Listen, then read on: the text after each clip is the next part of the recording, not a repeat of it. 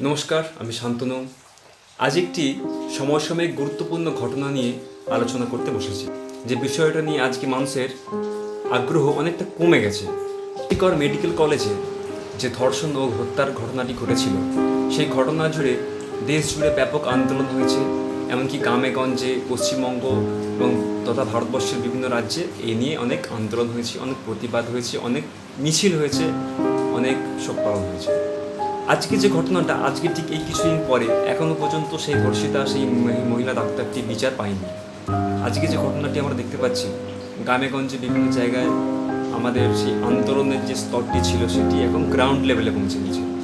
ঠিক এই বিষয় নিয়ে অভিনেতা অঙ্কুশ একটি বক্তব্য রেখেছেন, চলুন দেখে নিন। যতদিন না তারা শাস্তি পাচ্ছে এগুলো চলবে, আমাদের এই আন্দোলন চলবে। এবং কোনোভাবে যেন কেউ না ভাবে যে এখন একটা ইস্যু নিয়ে কিছু একটা হলো, সবাই পাশে দাঁড়ালো, তারপর ঠিক জিনিসটা থেমে যায়, ঠান্ডা হয়ে যায়, আরও একটা ইস্যু নিয়ে হয়তো তখন আলোচনা হবে। এই ক্ষেত্রে যেন এই জিনিসটা না হয়, কারণ এটা হতেই থাকবে। যদি আবার আমরা থেমে যাই, চুপ করে যাই, শান্ত হয়ে যায়, তখন এই জিনিসটা চলতেই থাকবে। তো সেই কারণেই আজকে আমাদের এই আন্দোলন। এবং আমার মনে হয় এটা তো আর বাংলা জুড়ে নয়, গোটা পৃথিবী জুড়ে এখন হচ্ছে। তো তাই জন্যে আমরা সবাই আজকে পাশে দাঁড়িয়েছি, যাতে সেই মেয়েটি দ্রুত বিচার পায়। দারুণ কথা বলেছেন অভিনেতা অঙ্কুশ। উনি একটি সন্দেহ প্রকাশ করেছেন যে কোনো একটি ঘটনা ঘটলো এবং সেই ঘটনা নিয়ে আমরা উত্তাল হয়ে উঠলাম, ব্যাপক সমাজে ব্যাপক একটা আন্দোলন, একটা প্রতিরোধ গড়ে উঠলো।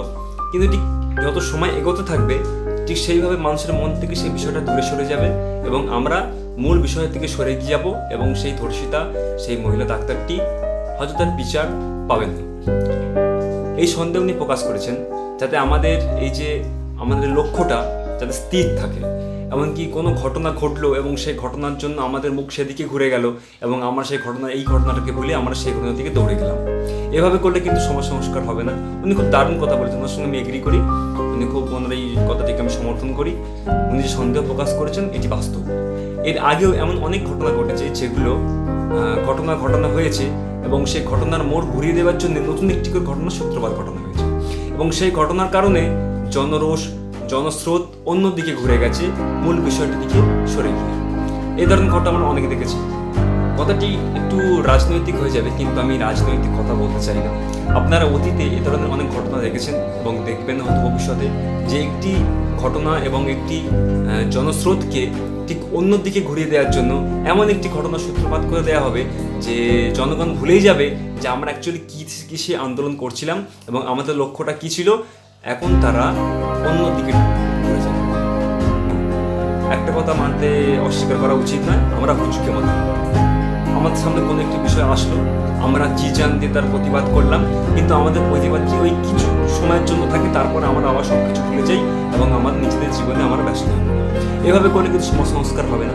আমি এর আগের ভিডিওতে বলেছিলাম যে সমাজ সংস্কার জেলে হয় না, সমাজ সংস্কার হয় পরিবারে। আমরা আমাদের সন্তানকে সে শিক্ষা দিতে পারিনি। আজকে আপনি দেখুন, শুধুমাত্র এই ঘটনাটি নয়, এর আগে দিল্লি নির্ভয়া যে গণধর্ষণ ঘটনাটি ঘটেছিল সেটি আপনারা জানেন। আপনারা কামদুনির সেই কলেজ পড়ুয়া মেয়েটির কথা জানেন। আপনারা মণিপুরের মেয়েটির কথা জানেন, যার সঙ্গে খুব বর্বরতা করা হয়েছিল। আপনারা সন্দেশখালীর মহিলাদের সম্পর্কে জেনেছেন, যাদের সাথে দিনের পর দিন বর্বরতা চালিয়ে যাওয়া হয়েছে। আপনারা জানলেন আরজিকর মেডিকেল কলেজের একজন ডাক্তার পড়ুয়ার সম্পর্কে। এই যে একটার পর এক ঘটনা ঘটে চলেছে, যে ঘটনাগুলি আমাদের সামনে আসছে বা বিভিন্ন রকম ইস্যুতে আমাদের সামনে আনা হচ্ছে, এগুলি রাজনৈতিক ব্যাপার, আপনারা বোঝেন, এগুলো খুলে বলতে লাগে না। যে ঘটনাগুলি আমাদের সামনে আসছে আমরা তার প্রতিবাদ করছি। এমন অনেক ঘটনা, হাজারো ঘটনা আমাদের সমাজে ঘটে চলেছে নিত্য, যেগুলো আমাদের চোখের সামনে আসে না, তাই আমরা তার কোনো প্রতিবাদ করি না। আমরা জানতে পারি না তার কি প্রতিবাদ করব, এবং আমরা প্রতিবাদ করলে প্রতিবাদের ঠিক ওই কিছু সময়ের জন্য প্রতিবাদ করি, তারপর আমরা আবার সেখান থেকে সরে এসে আমরা নিজেদের জীবনে ব্যস্ত হয়ে পড়ি। সেই ঘটনার প্রতি আমরা জাস্ট শুধু নিউজ চ্যানেলে একটু খবর দেখি যে কী হলো, তার বাইরে আমরা আর কিছু করি না। গ্রামেগঞ্জে আরজিকর মেডিকেল কলেজের ওই ধর্ষিতা ডাক্তার বা যিনি যাকে হত্যা করা হয়েছে বর্বরতার সাথে, সেই ডাক্তার যাতে উপযুক্ত বিচার পায় তার জন্য অনেক আন্দোলন হয়েছে। ওই 2 দিন মাত্র দেখেছি, তারপর কিন্তু আমি আর কোনো কিছু দেখতে পেলাম না। খুব একদিন আন্দোলন করলাম একজনের বিচার যাতে সঠিক বিচার পায়, সেই দিয়ে আন্দোলন করলাম, বুক ফাটালাম, চেঁচামেচি করলাম, এতেই হয়ে গেল। কিছু ফেসবুকে কিছু পোস্ট করলাম, ফেসবুকে দুঃখের কিছু রিলস ছেড়ে দিলাম, এতেই প্রতিবাদ হয়ে গেল। এটা হয় না, এভাবে হয় না। আপনাকে আমাকে লেগে থাকতে হবে। একটা মানুষ ছোটবেলা থেকে যে পরিবেশে বড় হয় সে সেইভাবে গড়ে ওঠে, সেটা আমরা সবাই জানি। দেখবেন জেলে এখন লেখা থাকে, জেল নয় সংশোধনাগার, যেখানে মানুষকে, একটা অপরাধীকে সংশোধন করা হয়, তাকে সুস্থ সমাজে ফিরিয়ে আনার একটা প্রচেষ্টা করা হয়। কিন্তু আপনি ভেবে দেখুন তো, কজন আসামি, কজন অপরাধী জেল থেকে জেল খাটার পর, কারাদণ্ড বাস করার পর ফিরে এসে সে সমাজের মূল স্রোতে মিশতে চেয়েছে? খুব কম পার্সেন্টেজ আপনি পাবেন, হয়তো 5% পেতে পারেন যারা সমাজের মূল স্রোতে ফিরে এসেছেন, বা যারা কোনো অপরাধমূলক কাজ করে যারা অনুশোচনায় ভুগেছেন বা করতে চাননি, হিট অফ দ্য মোমেন্ট হয়ে গেছে, এই ধরনের মানুষরা কিন্তু ফিরে আসে। কিন্তু যারা সমাজের অপরাধী, যারা একটি খারাপ সমাজ থেকে উঠে আসে, একটি সমাজের খারাপ অংশ থেকে উঠে আসে, তাদের কিন্তু আপনি কখনোই ওই জেলে সংশোধন করতে পারবেন না। অর্থাৎ আপনাকে আমাকে প্রচেষ্টা চালিয়ে যেতে হবে একদম গোড়া থেকে। আপনার আমার পরিবারের শিশুকে আমরা সঠিক শিক্ষা দেব, এবং আমার সমাজের যাতে আরও অন্য শিশুরা সঠিক শিক্ষা পায় সেদিকেও আমরা থাকবো না। আমরা এটা ভেবে নেবো না যে আমার ছেলেটাকে আমি ঠিকঠাক মানুষ করবো, অন্য ছেলেটা গোল্লায় যাক, এরকম ভাবলে কিন্তু হবে না। দেখুন, ও কিন্তু একটা সমাজেরই অংশ। ও বড় হয়ে আপনার আমার সমাজেই থাকবে, আপনার ছেলে যে সমাজে থাকবে সেই সমাজে ও থাকবে।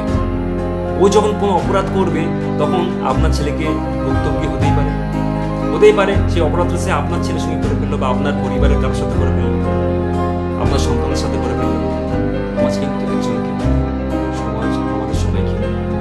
আমরা সবাই যখন সচেতন হব তখন সমাজ আবার তার সার্বিক উন্নয়নের দিকে এগিয়ে যাবে। এই অবনতি থেকে সমাজকে যদি আমরা আটকাতে না পারি, আপনার আমার সন্তান যে সমাজে আমরা রেখে যাব, সে সমাজটা কিন্তু কলুষিত হয়ে পড়েছে অলরেডি। এই সমাজকে সুস্থ করতে হবে আমাদেরই, তাই প্রচেষ্টা শুরু করতে হবে নিজেদের পরিবার থেকে, নিজেদের সন্তানদের থেকে। তাদের আমরা সঠিক শিক্ষা দিলে তারা সমাজকে সঠিক জায়গায় নিয়ে যাবে। নমস্কার, এই বলে শেষ করব। আমি শান্তনু। আমার চ্যানেলটিকে অবশ্যই সাবস্ক্রাইব করবেন এবং সঙ্গে থাকবেন। নমস্কার, জয় হিন্দ, বন্দে মাতরম, ভারত মাতা কি জয়।